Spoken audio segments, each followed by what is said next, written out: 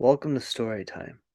This evening, I'm going to share a story with you called The Half Girl and Why the Northern Lights Shimmer. And it's a story I think we could all deeply resonate with, and it stirs some remembrances of why we carry the wounds we carry and also how those wounds can become our strength. So, there's a story of the many who became one. There's a story of the many who became one. There's a story of a girl who was born whole. She was born whole.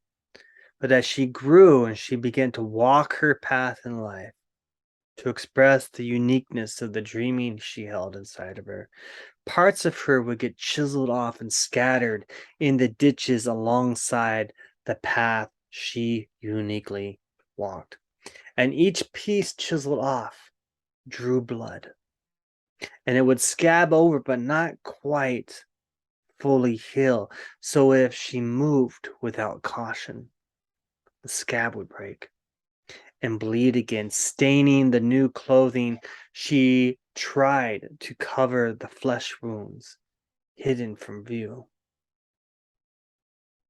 Eventually, eventually, however, so much had been chiseled away that she was left with only half a body, one leg, one arm, one eye, one lung, and half a heart.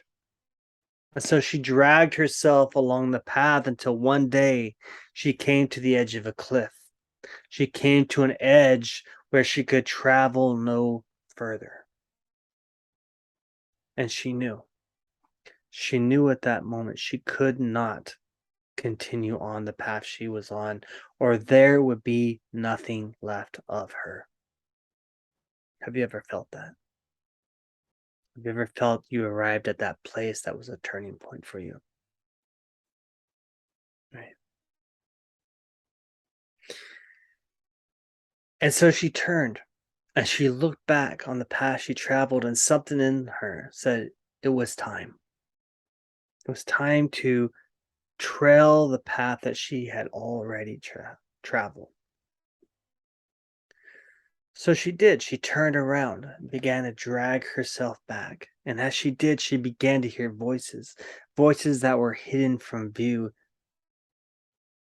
And she started to follow those voices, began to trail them, and they brought her to the ditch alongside the road that was full of this shadowy ditch water that was littered with all what the travelers had discarded and left behind. And she dragged herself over to the edge and she peered down into the swampy ditch waters. And there she saw a piece of herself that had been chiseled away off and left in those swamp waters. And for some reason, something inside of her urged her to reach down and pick it up, to brush it off. And when she did, it spoke to her. It spoke to her. It told her a story that she never heard about that piece of herself.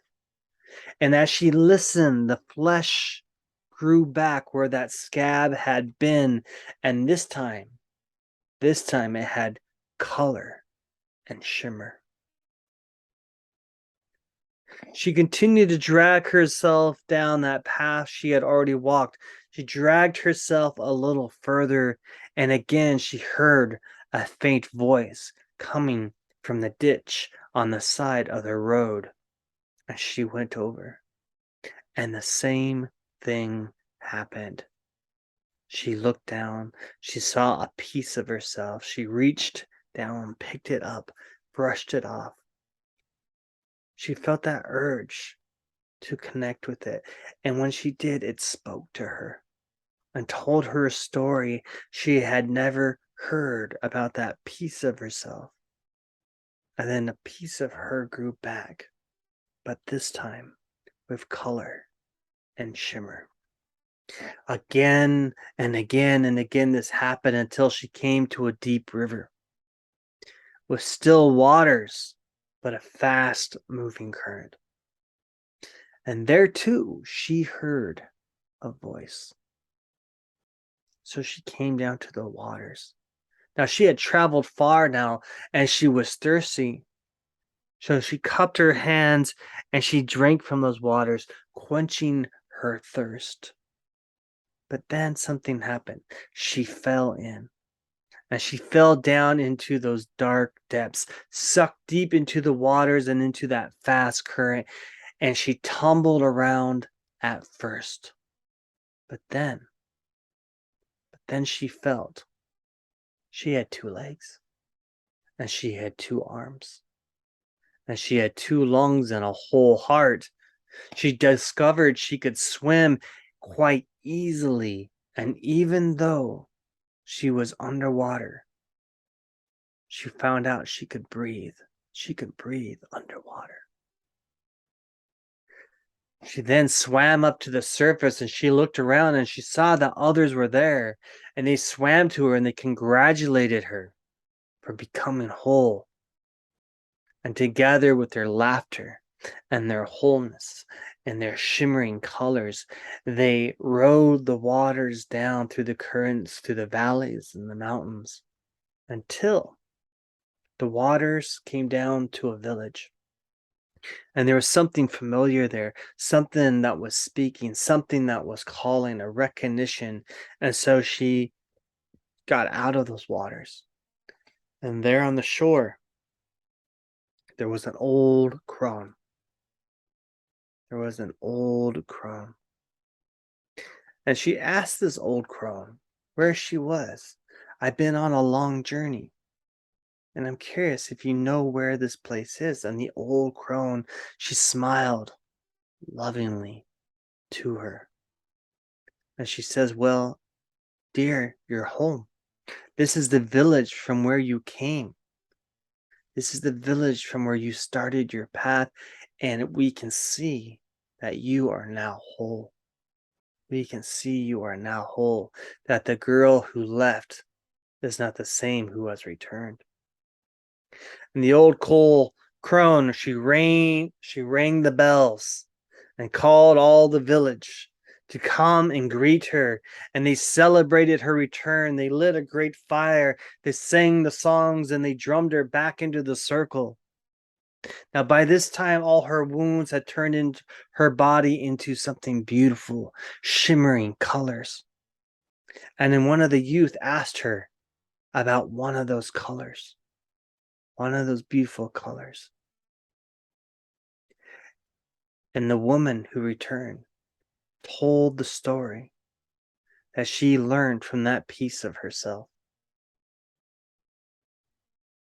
Another villager asked her about another color that was shimmering on her, and the now woman who was whole could tell them the story that that piece of her shared with her. And this went on, and the others began to shimmer with colors, and the stories rolled off their tongues, and the colors reflected high up in the sky, and is what the North people call now the Northern Lights. But really, they are the medicine stories of all those who trailed their paths back and learned the stories of becoming whole.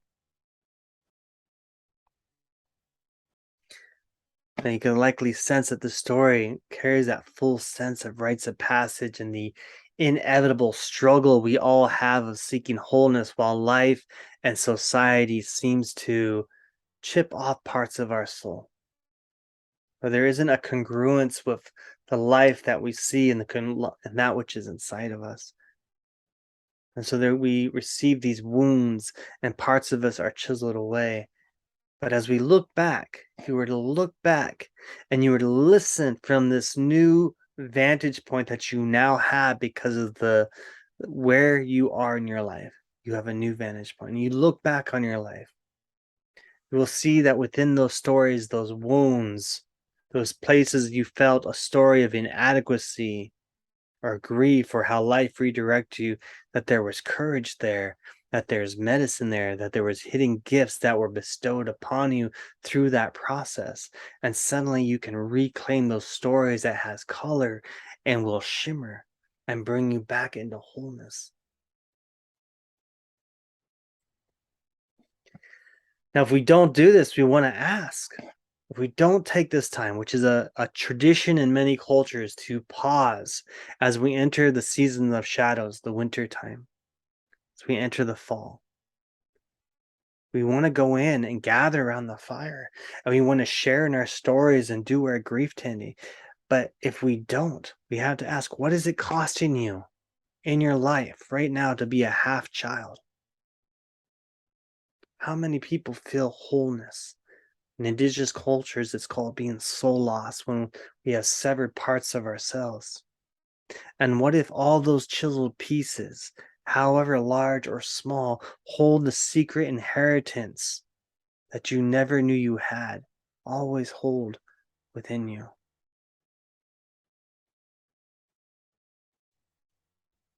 See, this story also carries the old culture wisdom of a person finding their place amongst the heart of the village when they become whole and can now share their gift of their stories that have been newly harvested and wrapped in their medicine bundle. Shows how the village finds its own completion and wholeness through the arrival of its own people as a full community member who become whole within themselves. So we're on a journey. If you have gone past a certain point around 38, 40, we all move through an invisible threshold where there is this innate nature to say, it's time to pause. I've reached my edge. I cannot continue to move forward as I have, or there will be nothing left of me. And in that moment, we realize it is a time to trail our own stories back and reclaim them, harvest their gifts, heal our wounds, grief tend, come into the beauty that has been our life. And in that we discover wholeness and we move into the space of the elder and the sage where we can contribute our medicine back to the world. There's beauty in that. There's beauty in that. And if you are ready for such a journey, I want to invite you to join us this fall for what we call Awaken the Sage, where we go from the fall equinox to the spring equinox for 6 months, traveling the season of shadows, harvesting our stories, decolonize those stories, coming back into an indigenous heart where we see our life as this initiatory journey. And in that, we reclaim the wholeness that we have always been. And we can carry our gifts with us in a way that we're weaving our song back into the song of the world and bringing wholeness to the world and wholeness back to the people. If you're curious, go to treeoftotems.com. You can find more details or just message me personally. I am here, happy to be of service. Oh, that is the story of the half girl and why the northern lights shimmer.